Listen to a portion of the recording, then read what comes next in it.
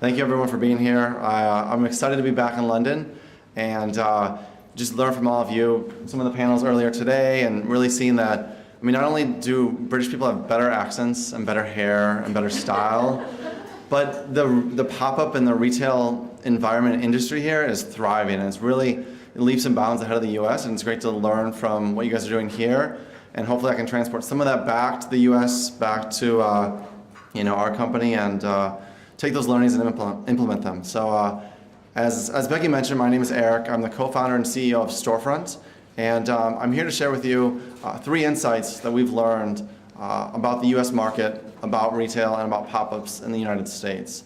And I know the title said international, the international market.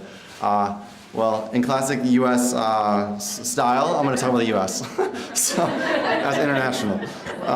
So I don't want to, present anything, that's any false narratives. So we'll share those 3 insights on the US markets. But to give you some context about Storefront and how we uncovered these insights and the vehicle to getting there. So we started a company called Storefront about 18 months ago, and we're a marketplace that connects brands with retail spaces. And this is like many of the stories that we've heard today. It's an entrepreneur, it's an artist, it's a designer, and they're looking to grow their business. They've started online, they've built that initial following, and they want to take it to the next level. And my co-founder and I, from creative families, our parents were artists. We've had friends that are artists that face these struggles. And so when we saw how difficult it was, we thought there's got to be an easier way. Set out to do this. Started the company 18 months ago. We're based in San Francisco, a lovely city. The weather's about the same as it is here today. And since launch, we've helped 1,600 stores open, and these are temporary stores. And those stores have generated $52 million in consumer revenue. So it's been great to see a lot of those brands really take off. And much like if you guys follow Justin Bieber, he's one of my my idols.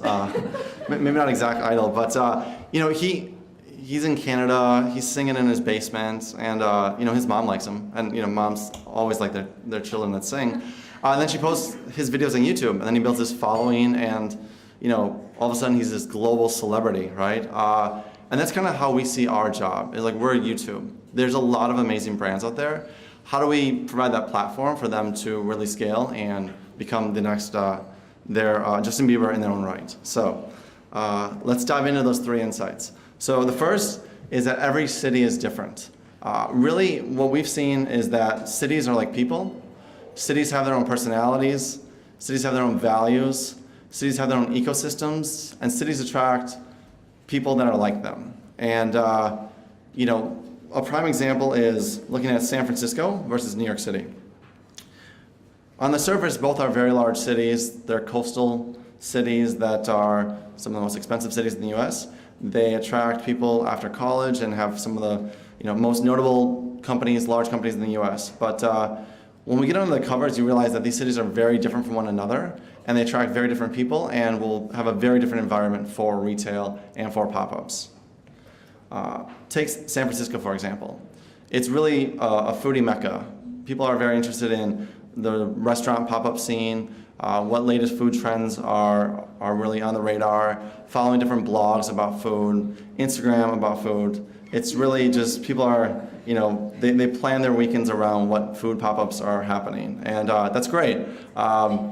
And a lot of it's also infused by technology, right? It's Silicon Valley, it's San Francisco, so people are early adopters. They're looking to really understand what are the latest trends, how does that influence their business decisions and their personal lives. And finally, individuality. They want to be seen as someone who's unique and has their own voice. But in New York, obviously it's the fashion capital of the US, it's the financial capital of the US, and a lot of the companies and people are heavily influenced by design and power. And so you get a different type of brand, a different type of consumer in that city that is aspiring for different things.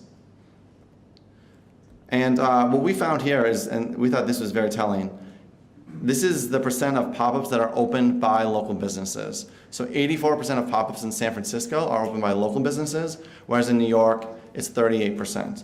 And so what we see here is that in San Francisco, a lot of these pop-ups are stores that already exist in a different neighborhood or somewhere else in the Bay Area, and they realize, hey, I want to go to a different neighborhood. What's the most efficient way for me to do that? And it's through pop-ups, and it's through having that connection face-to-face. Whereas in New York, it's pretty telling that a lot of the brands that are setting up shop are doing that from other parts of the US, or their international brands coming to New York, making their presence known, and really using New York as a platform to raise their brand profile in the fashion scene, in the design scene. Now, to look at that a little bit deeper, how we see the pop-up scene and retail world evolving in the US is in 3 categories. Fairs and festivals, which I saw the Malaysia night that's going on tonight. That looks lovely, by the way. Stop by there and get some great food. But fairs and festivals are a huge segment, right? So this is booths at street fairs and vendors selling products or food. Shop and shop, whether that's at a boutique or a department store or large retailers. And then finally, entire store rentals. So your classic pop-up when you're renting 3,000 square feet and really owning that presence, owning the signage, owning the entire experience.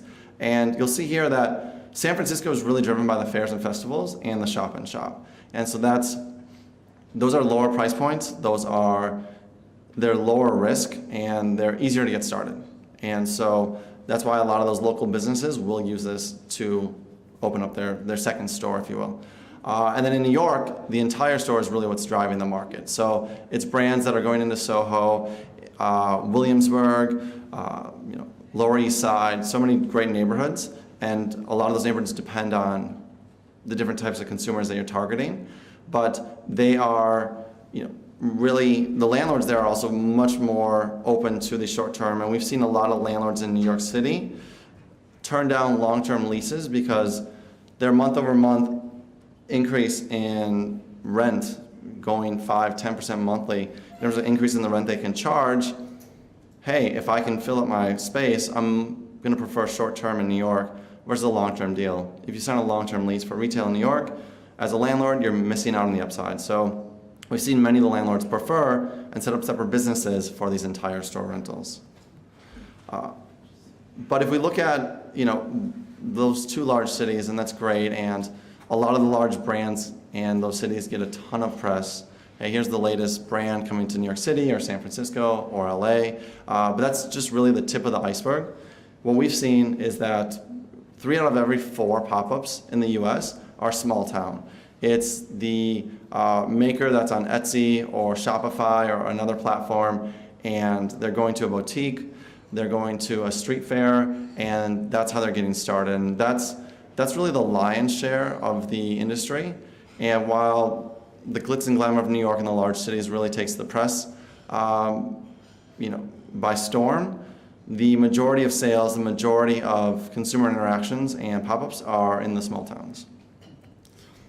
So why does this matter? Well, first is that the city and neighborhoods and the streets really have to match.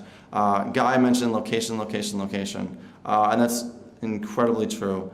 And it's really the street and the neighborhood that you pick influences your strategy. It influences the willingness to pay of consumers. It influences who's actually going to experience your brand. And so it's very important that you understand what streets and what neighborhoods, what they represent from a consumer behavior standpoint. And then third is, once you find a street or neighborhood that really matches your brand and what you want to do, it's the store type and the benefit of that. So if you're setting up at a high foot traffic street fair, you're like, okay, I know I can sell X amount of goods in this store. But if you're setting up an entire store and you're spending a certain amount on the brand experience, on multimedia, well, okay, then that's a brand exposure play, and understanding which type of store in which location is going to drive the most benefit based on your brand objectives. The second insight is that the brand owns the experience. And this is really exciting, and I'm excited to see where this really takes off. But this is the old model. It's, retailer signs the lease. They buy inventory. They have a lot of buyers that forecast out the demand. They curate the inventory.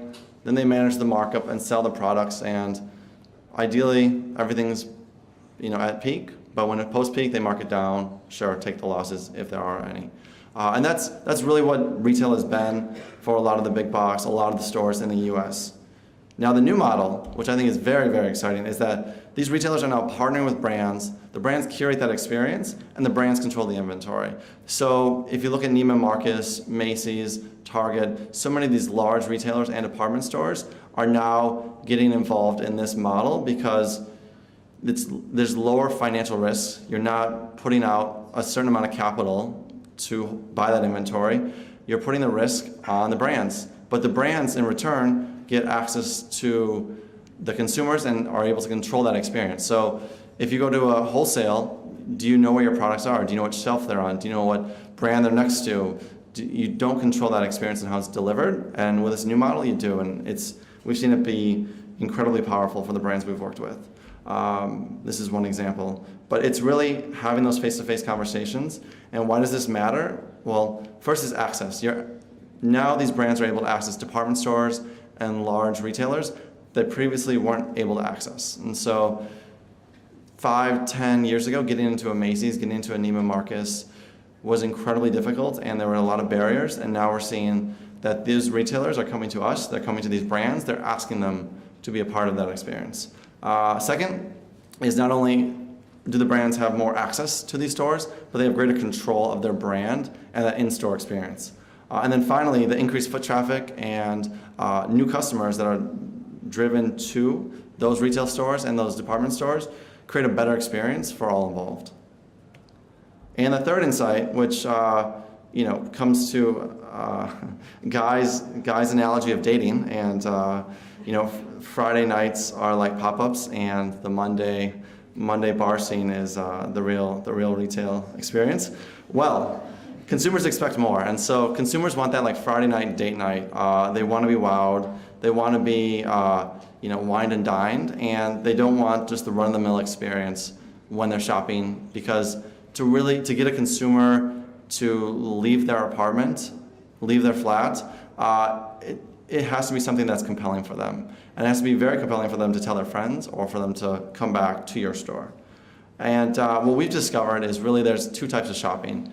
And one is high intent and the other is discovery driven. And high intent is, it's low risk purchases. It's purchases in which the consumer doesn't need information. It's a routine purchase and they're used to making that.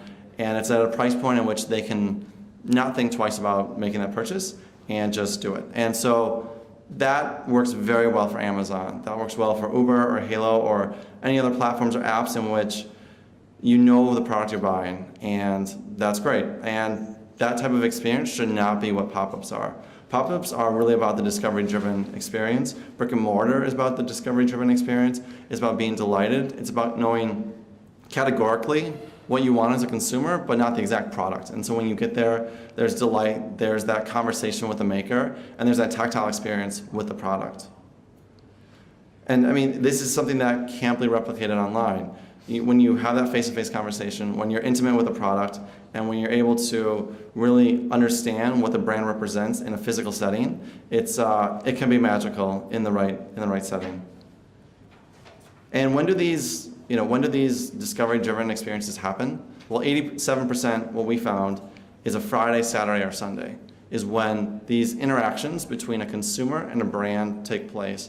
And so it's when people have their free time. It's when people are socializing, and it's when they go on dates. So this is really what we've seen as the driver of these compelling experiences. And a brand can have just as much impact and just as much reach and brand exposure over a 3-day effective pop-up versus a 30-day or 60-day pop-up. And so I think that's even more exciting because so many more brands can afford and can merchandise and hire for a 3-day pop-up versus a 30 or 60-day pop-up.